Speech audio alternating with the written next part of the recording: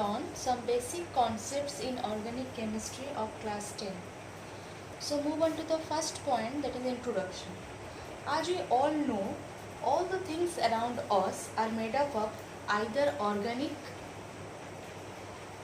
or inorganic.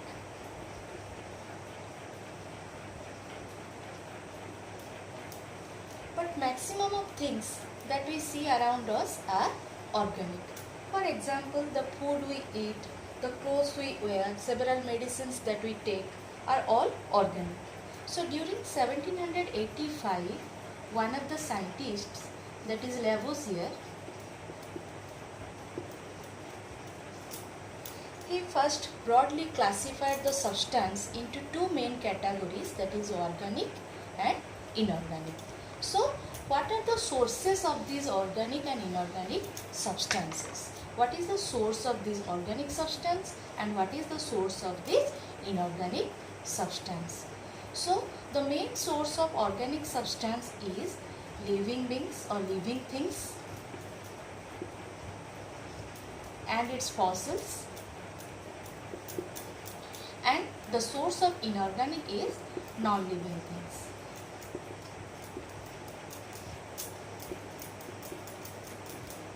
That is minerals.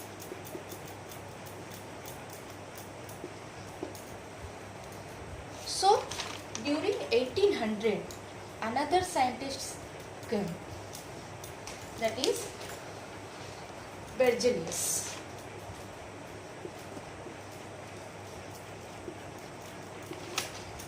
According to him, there must be some vital force present in the living organisms.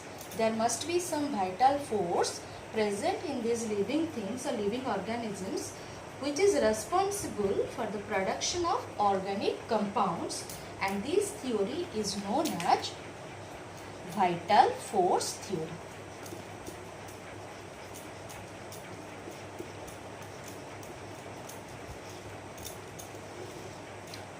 But again on 1828, another scientist, German chemist, that is Höller, Friedrich Höller, who proved that the natural vital force theory was wrong. This natural vital force theory was wrong because he prepared an organic substance, that is urea, by taking ammonium cyanate, that is an inorganic compound, in the laboratory.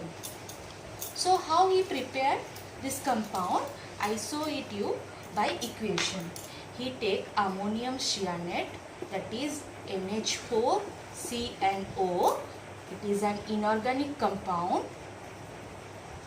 It is an inorganic compound which on heating produces urea, CO, NH2 whole 2. This is an urea which is an organic compound. So basing on this equation, Höller proved that organic substance can also be prepared in the laboratory.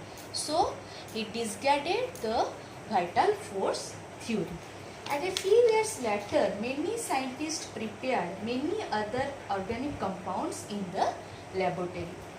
Thus, organic chemistry is defined as the study of mainly your carbon compounds. Study of carbon compounds. But still there are some exceptions like our CO, that is carbon monoxide, CO2, carbon dioxide, your metal carbonates, metal cyanides, metal carbides. All these compounds still contain carbon, but they are not regarded as organic compounds because their properties are similar to inorganic compounds. So these are the few exceptions that are not organic compounds. So you may all wonder why the entire branch of organic chemistry is devoted to the study of carbon. What makes this carbon so special? So we move on to the next point, that is the unique nature of carbon atom.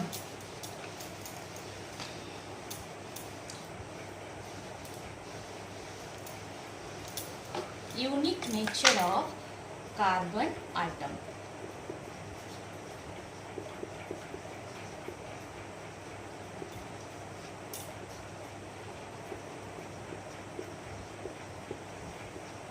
So under this point we read two sub-points. First we have to understand tetravalency. So what is tetravalency? So in order to read the tetravalency, we have to know the position of carbon atom. Position of carbon atom. Where? Position of carbon atom in the periodic table. So आज all of you have a little idea in periodic table in class 9. The carbon atom is present in the second row. So in the first row there is hydrogen and helium. In the second row there is first lithium, then beryllium, boron, then carbon, then nitrogen, then oxygen, and then fluorine. As you notice here the position of carbon atom is in the middle. Okay. So first of all I write its electronic configuration. Lithium atomic number 3, beryllium atomic number 4, boron atomic number 5. So its outermost configuration is like this, 2 and 1. Here it is 2 and 2. Here it is 2 and 3. And the carbon, its atomic number is 6. So the outermost or electronic configuration is 2 and 4. Then nitrogen, it is your 7. So it is your 2 and 5. Oxygen, it is your 2 and 6.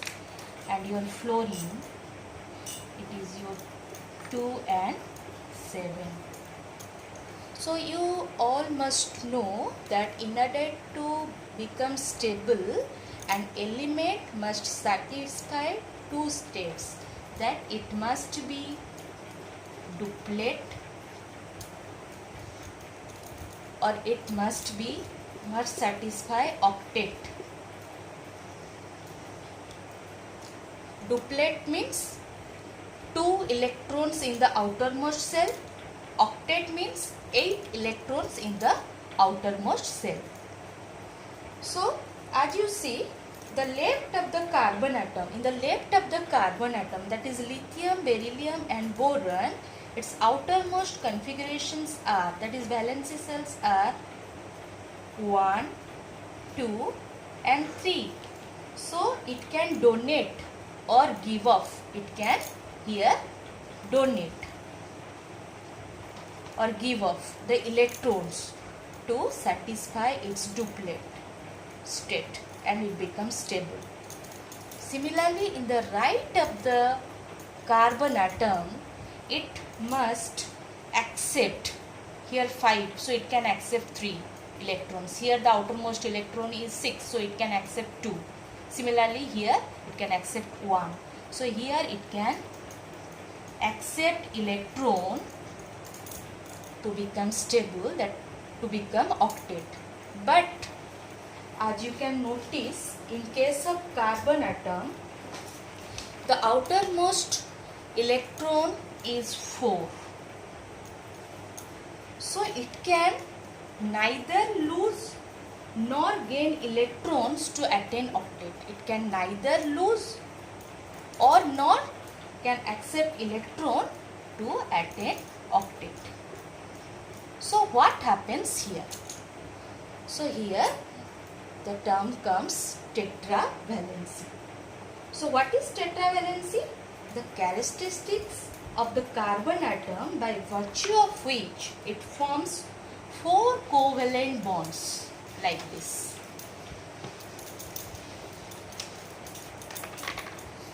By virtue of which it has 4 valence electrons, okay, 1 and 2 and 3 and 4.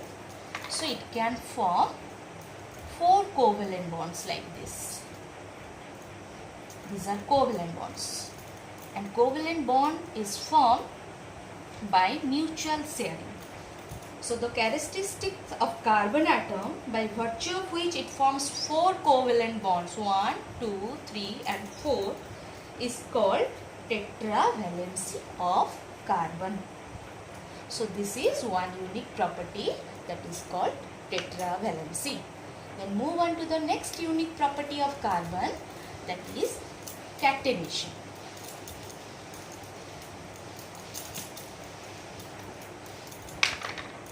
Next unique property, that is catenation. So what do you mean by catenation? Carbon atom has the unique property to link together like this. Link together. And this self-linking property, self-linking. Here the word self-linking is important. Self-linking means linking within its own atoms. Self-linking property. So what is catenation? The property of self-linking of atoms of an element through covalent bonds. Through covalent bonds. Through covalent bonds. In order to form either straight chain like this or branch chain.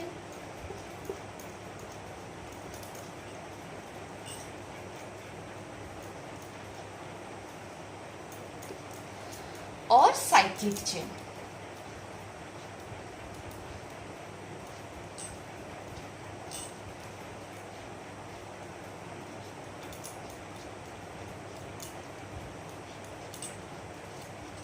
Like this. Either straight chain or branch chain or cyclic chain. But you have to mark in each case, I have to satisfy its tetravalency. Okay. So, this covalent bond you see here, this covalent bond may be here single, may be double, may be triple bond. So, this is called catenation. So, the property of catenation is shown by other elements also, like silicon.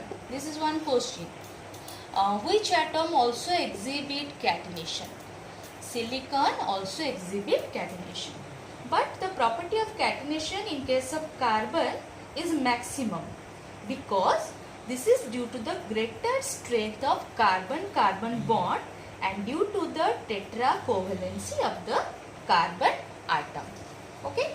So basing on these two unique property, that is your tetravalency as well as catenation, carbon can able to form single bonds, double bonds or triple bonds. Carbon can able to form single bond, double bond or triple bonds either with its atom, similar atoms, or with nitrogen or oxygen like this. If it forms single bond, it will form like this.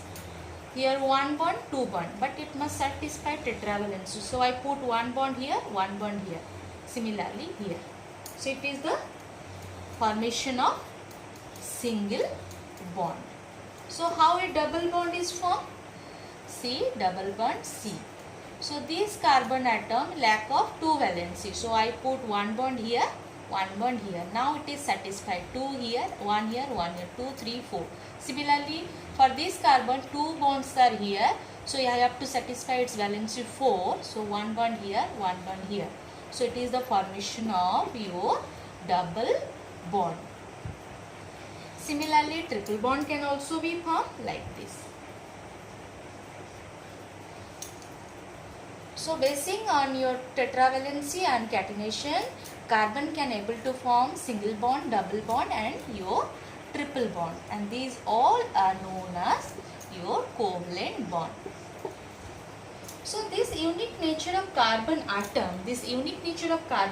that is catenation and tetravalency, gives rise to the formation of a large number of compounds. So all this demands a separate branch of chemistry that is known as organic chemistry. So organic chemistry can also be defined as it is the study of hydrocarbons and its derivatives. So organic chemistry can also be defined as the study of hydrocarbons and its derivatives. So what do you mean by hydrocarbon?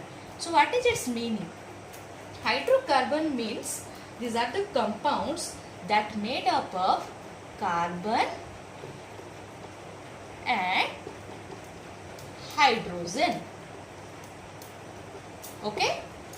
So how these hydrocarbons are classified? Its classification. So it is broadly divided into two categories. First of all, your aliphatic, and second one is your cyclic. This aliphatic is called also open chain compounds, and these are called closed chain compounds. Again further, these aliphatic compounds are again of two types. So first one is your saturated compounds and second one is your unsaturated compounds. So saturated compounds is known as alkanes, and unsaturated compounds are again divided into two types, that is your alkene and alkyne. If a compound contains single bond, it is called saturated compound. If a compound contains either double bond, then it is called alkene. If it contains triple bond, then it is called alkyne. So this is all about the classification of hydrocarbons. Okay. So I will give you some structures of hydrocarbons for alkanes and alkynes. You have to practice these structures a lot so that you can able to do nomenclature very clearly. Okay. So for example, first I will take some saturated compounds. So saturated compounds are those compounds which contain single bonds. Okay. So single bond compounds are nothing but we call it alkanes. And alkanes have the general formula CnH2n plus 2. So if I put n equal to 1, then what will be the first compound? CH4. Okay. If I put n equal to 2, then the second compound will be C2. 2 2s are 4 plus 2, C2H6. If I put n equal to 3, it will become C3H8. So it contains single bond. I open up this structure CH4. Okay, C, H, H, H and H.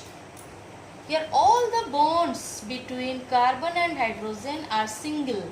Therefore, it is called saturated. Similarly, C2H6, how we can write it? 2 carbon atoms in the middle. Then there are 6 hydrogens. So 1, 2, 3, 4, 5 and 6. All the bonds present here are of single bonds. So it is called your saturated hydrocarbons. Then move on to unsaturated hydrocarbons.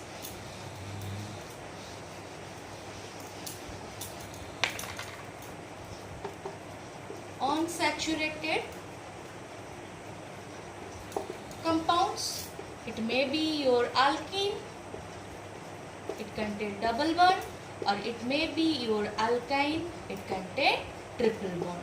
So the general formula for alkene is CnH2n, and the general formula for alkyne is CnH2n minus 2. So if I put n equal to 1, no, it's not possible because it is a double bond. So there must be 2 carbon atoms. So here the starting compound will be n equal to 2. So it will become C2 and H, 2 2s are 4, C2H4. So how I can write this? I write C2. There are 2 carbon atoms, 1 and 2. Here I have to put double bond. Why? Because this is an alkene. So it must contain double bond. There are how many hydrogens? 4 hydrogens. So this carbon must be tetravalent. 2 bonds are there, lack of 2. So I put 1 hydrogen here and 1 hydrogen here. Similarly, it also lack of 2. So 1 hydrogen here, 1 hydrogen here. So it is the structure of C2H4 containing double bond. Similarly, move on to alkyne. Here also n equal to 1 is not possible because there must be a triple bond. That triple bond must be between 2 carbon atoms. So we need at least 2 carbon atoms. So here the starting compound also n equal to 2. That will be C2, 2 2s are 4 minus 2 2s are 4 minus 2. That is C2H2. So C, triple bond C. So in order to satisfy its tetravalency, there are 3 bonds. So lack of 1. So I put 1 hydrogen here. Similarly, I put 1 hydrogen here. So it is your C2 and H2. So similarly, you have to practice all the all the n up to 5 for alkene, alkane, alkene and alkyne. You have to practice the 5 compounds, n equal to 1, 2. Similarly, you have to practice n equal to 3, n equal to 4, n equal to 5. Okay. So move on to the next point, alkyl group. So these are the terms that we need in the next class, that is our next video. You should clear all these terms. Next, what do you mean by alkyl group? So what is an alkyl group? So your alkyl group is obtained by removing one hydrogen atom from alkane molecule. From an alkane molecule, if you remove one hydrogen atom, then your alkyl group is obtained. So as I have already discussed, the general formula for alkane is CnH2n plus 2. So if I remove one hydrogen atom from alkane, then the structure will become like this. Here CnH2n, the 2 becomes 1. So this is your alkane and this is your alkyl. So here lack of one hydrogen, so one bond is given here. So if I take the parent alkane n equal to 1, that is your methane, CH4, that is your methane, then what will be its alkyl group? One hydrogen I remove, so H4 becomes your H3 and you have to put a bond here, and this is called from methane, it will become methyl. So how it is obtained? You have to remove E minus E and you have to add YL in place of E. So it becomes alkyl. You have to remove ANE. Okay, you have to remove ANE and you have to add YL. Then your alkyl group can be obtained. Similarly, if I put n equal to 2, then it will be your C2H6. What is the name of this compound? ethane. So if I remove one hydrogen from here, what will be the compound? C2, your H6 become H5. So ethane, from ethane I have to remove ANE and the name becomes your ethyl. Similarly from propane you get propyl, from butane you get butyl. So this is all about alkyl group, and you have to remember the alkyl group is generally represented by the symbol R. Okay, so move on to the next point, that is functional group. What do you mean by functional group?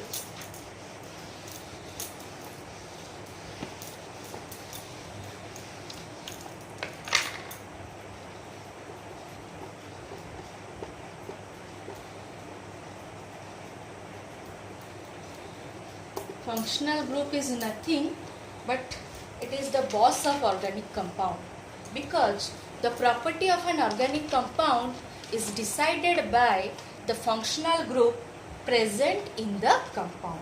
So what is a functional group?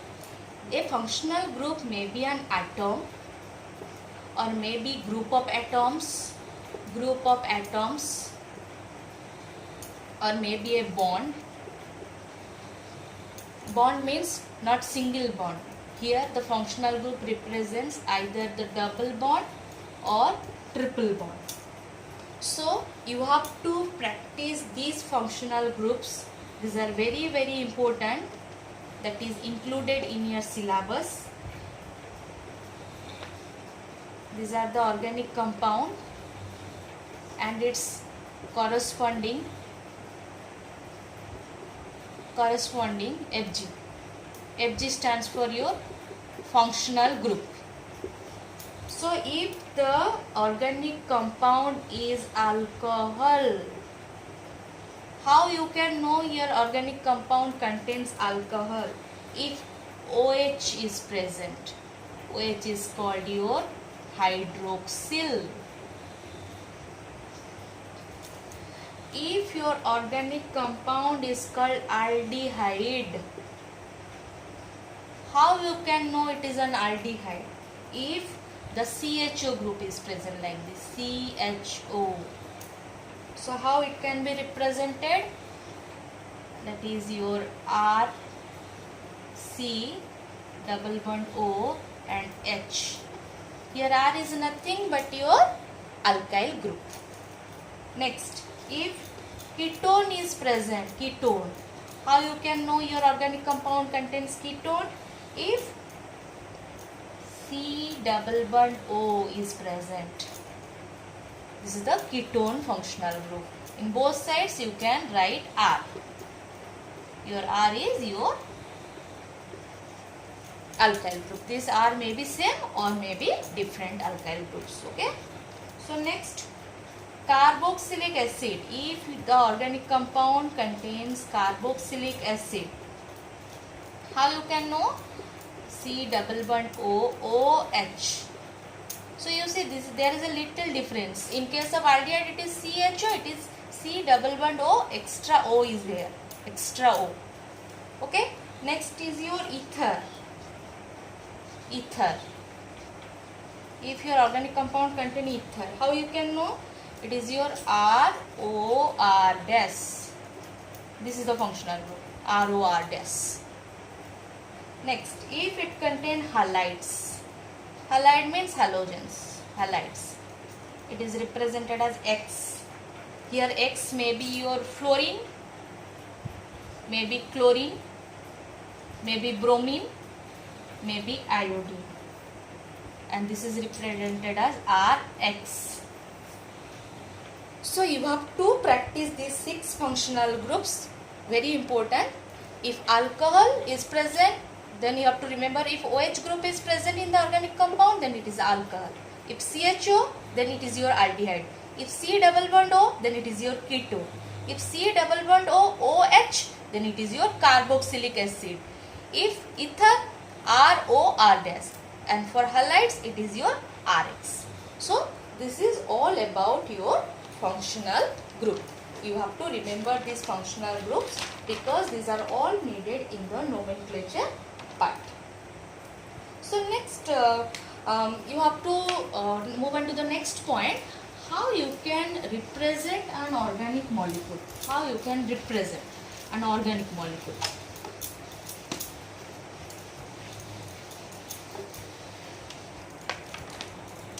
That is your structure of organic compounds. Structure of organic compounds. Okay. So generally any structure of an organic compound can be represented in three ways. First of all, it's SF. First you have to write its molecular formula, that is represented as MF. Next you have to write its structural formula. Also you can represent it by as CSF. CSF means condensed structural formula. Okay. For example, I take butane. Here it is an alkane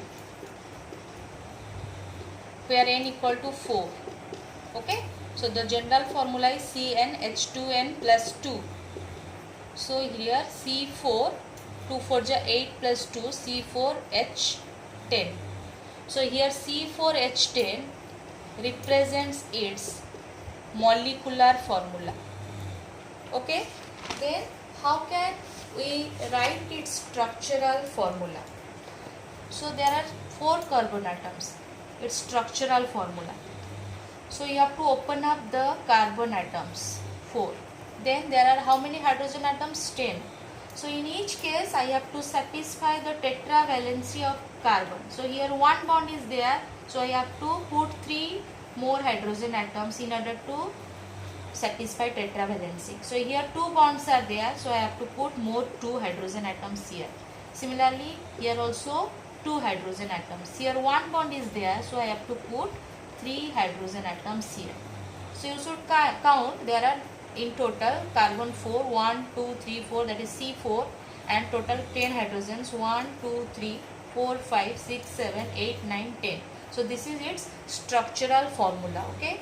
Then what is CSF? That is condensed structural formula. I have to condense it. Here C, how many hydrogens? 1, 2 and 3. So I write here CH3. Next C, how many hydrogens? 1 and 2. So I write here CH2. Next C, 2 hydrogens, CH2. And last C, 1, 2 and 3. So 3 is CS3. So this is called condensed structural formula. So students, you have to practice the structures for alkanes, alkenes and alkynes up to 5 carbon atoms. That is included in your syllabus. So I will give you the general formula. The general formula, according to this you have to practice. Okay. So the general formula for alkane is CnH2n plus 2, and for alkene it is your CnH2n, and for alkyne it is your CnH2n minus 2. It's very easy to remember. Okay, it is plus 2, it is minus 2, and it is only CnH2n. See, here you have to remember n equal to 1. Here n equal to 1 is not possible. Here the starting compound must be n equal to 2 and 2. You have to practice n equal to 3, n equal to 4, n equal to 5. Here also the same thing. Here also from n equal to 1 to n equal to 5. You have to first write its molecular formula. Then you have to write the structural formula. Then you have to write its condensed structural formula. You have to practice all these things in your copy. Okay. So next move on to the next point, that is the isomerism.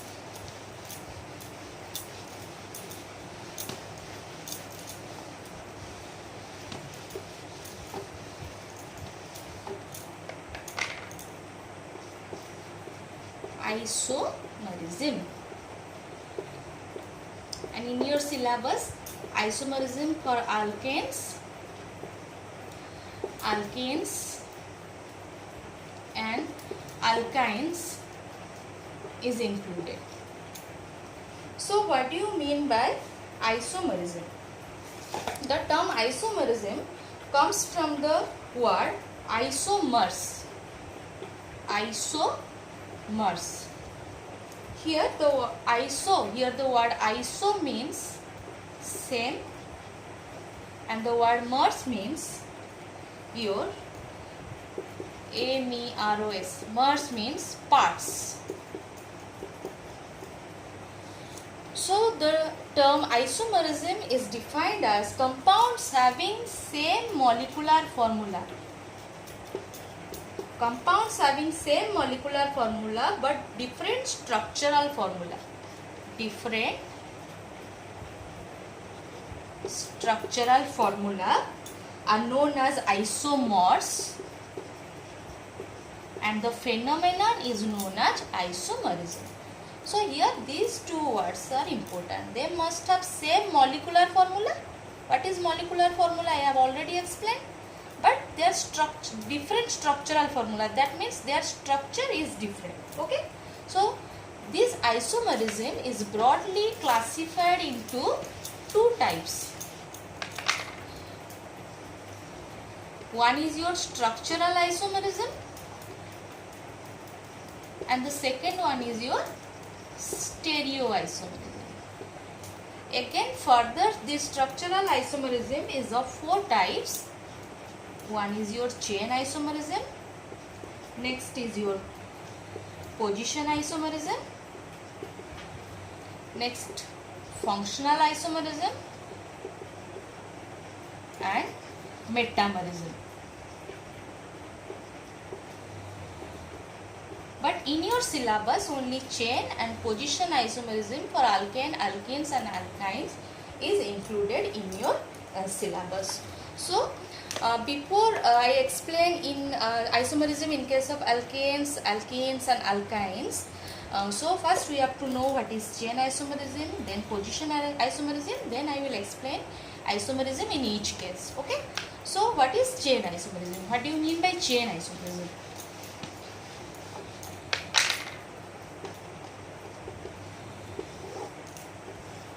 So here chain isomerism means here, what is the definition of your isomerism? They must same MF, that is molecular formula, but your different SF, that is structural formula. So here what is the difference in structural formula?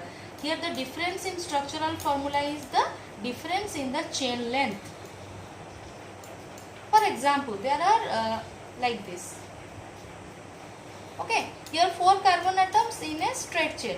But if I write these 4 carbon atoms in a branch chain like this, here 4 carbon atoms, here also 4 carbon atoms, but these are chain isomers. Why? Because here they have the same, molecular formula. But what is difference here? Here the difference is in the chain length. Here the chain length is 4. Here the chain length is 3. Similarly, what do you mean by position isomerism? Here also the same definition. They have same molecular formula. But what is difference here? Here the difference in your functional group. Either difference in functional group, or the position of double bond, or the position of triple bond. So for example, if I take an alkene, I like this. Here I satisfy the tetravalency. So 1, 2 and 3. Here 3 are there. 1, 2, I put 1. 2 and 3, I put 1 bond here. Here 1 bond is there, so I put. Okay. Similarly, if I put the double bond in this first position, so I put 2 bonds are there, so I put 2 bonds. Here 2 and 1, 3, so I put 1 bond. So here 2 bonds are there, so I put 2 bonds. Here 1 bond is there, so I put here 1 bond. Here you see, here the chain length is same. So what is the difference here? Here the position of double bond is different. Here the position of double bond is after carbon number, atom number 2. Here the position of double bond is after the carbon number, atom 1. So this is called your position isomerism. So I give a brief summary.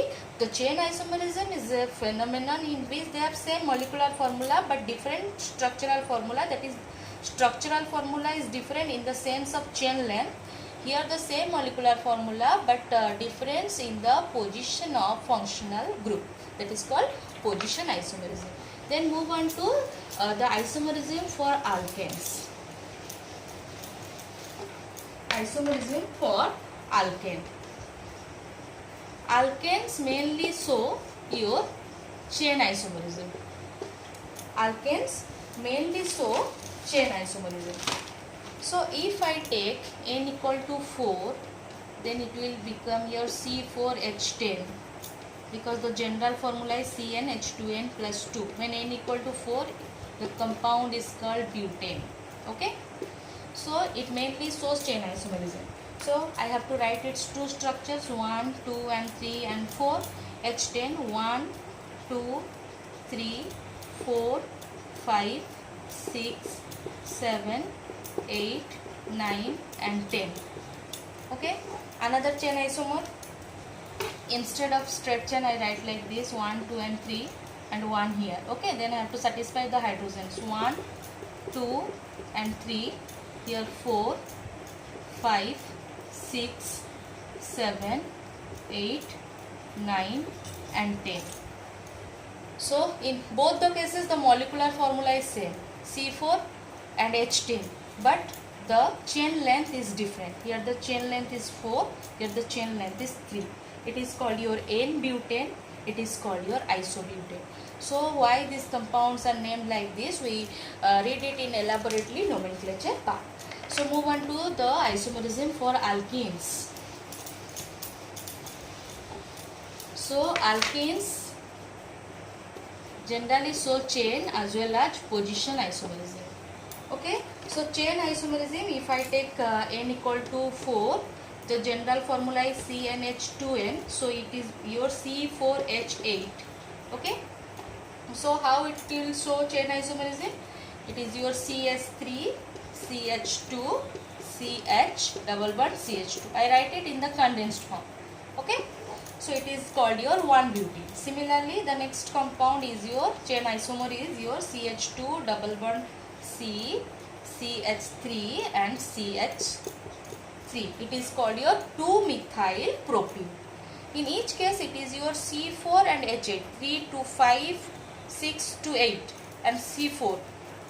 2 plus 3, 5 plus 3, 8, C4H8. But here the difference in the chain length. Here the length is 4, here the length is 3. So these are the chain isomers of alkene. Similarly, move on to its position isomer. The first compound is same, CS3, CH2, CH and double bond CH2. It is your 1-butane. Next position isomer CS3, CH, double bond CH and CS3. It is called 2-butane. It is 1-butane, it is 2-butane, because here the position of double bond near carbon atom number 1. Here the position of double bond is near the carbon atom 2. So it is called your 1-butane, it is called your 2-butane. So this is all about your isomerism of alkenes. So move on to the isomerism of alkynes. Generally alkynes show only position isomerism. Same example I will take, n equal to 4. The general formula is CnH2n minus 2. So the compound becomes your C4 and H6. It mainly shows your position isomerism. So the first position isomer is like this, CH3, CH2, C, triple bond, CH. Here I put triple bond because it is an alkyne. It is called your 1-butane because the position of triple bond is at the 1 position. And the next isomer I can write CS3, C, triple bond C and your CS3. This is called your 2-butane because the position of triple bond is at the 2 position. So this is all about your isomerism. So move on to the last part of your video, that is your homologous series.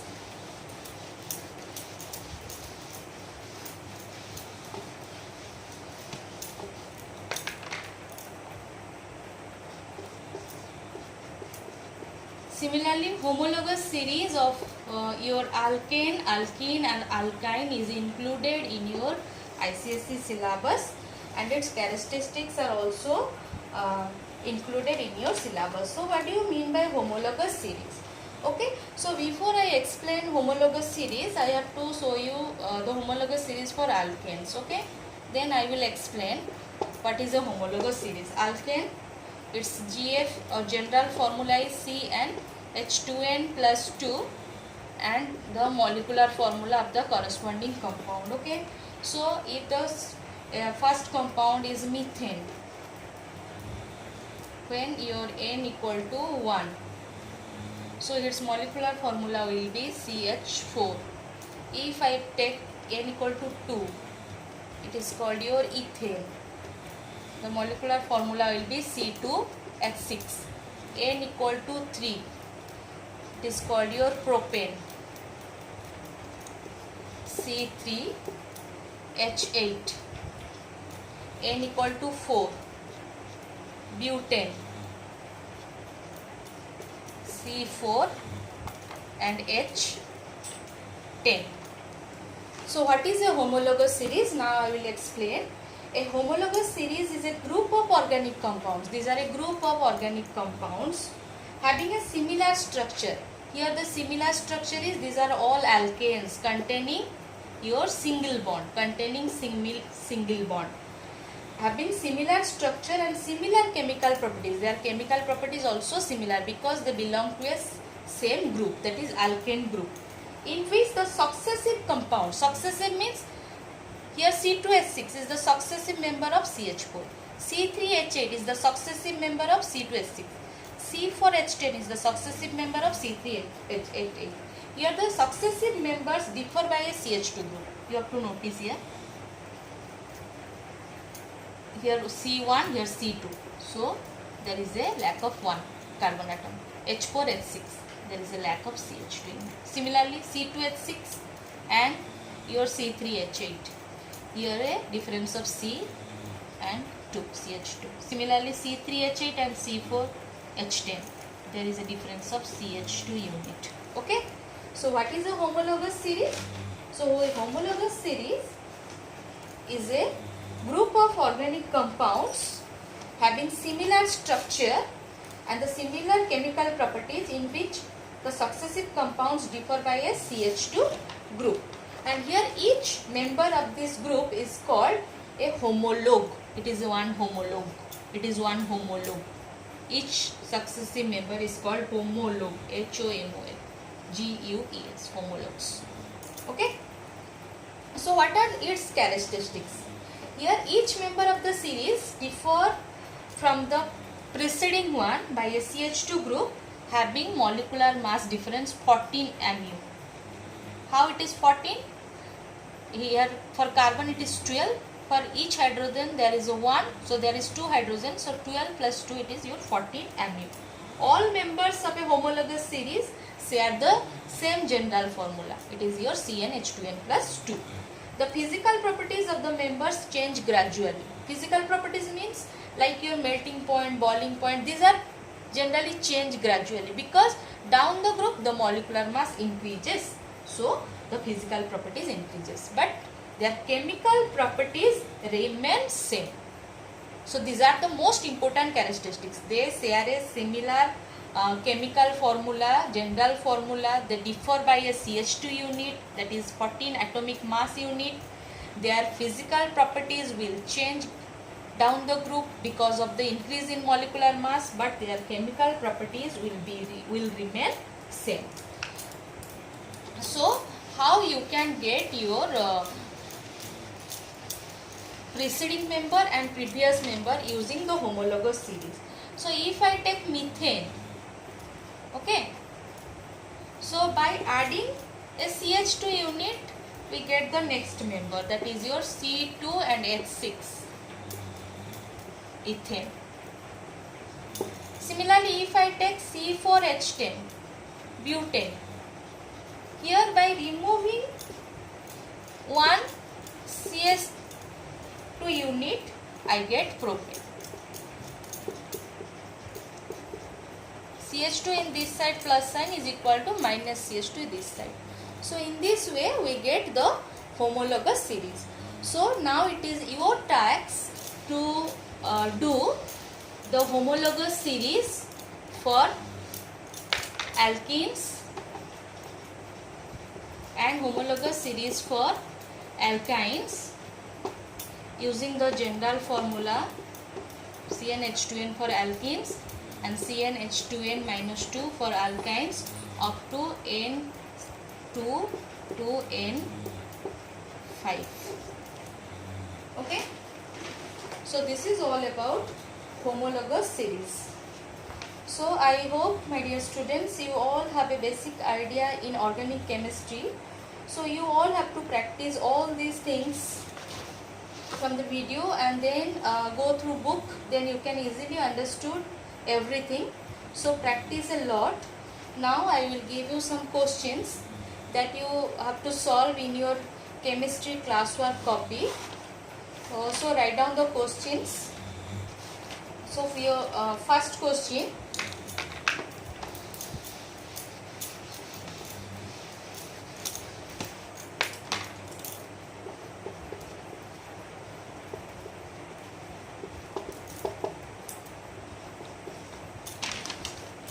so the number of CH bonds in ethane are dash. Question number 2, write 2SF, that is structural formula of the 2 isomers of butane. 2 isomers of butane. You have to write only the SF, that is structural formula. Question number 3, define isomerism. Define isomerism. Question number 4, how is the structure of alkyne? How is the structure of alkyne different from that of alkane? How is the structure of alkyne different from the structure that of alkene? Last question.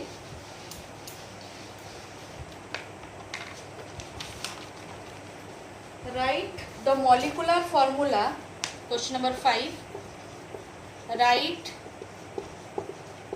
the molecular formula, that is MF, molecular formula of lower and higher homologues of an alkane which contains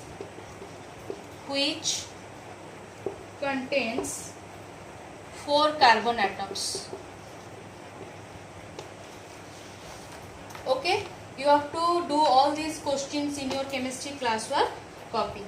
So in my next video I will discuss about your nomenclature part. So thank you all. Stay home and stay safe.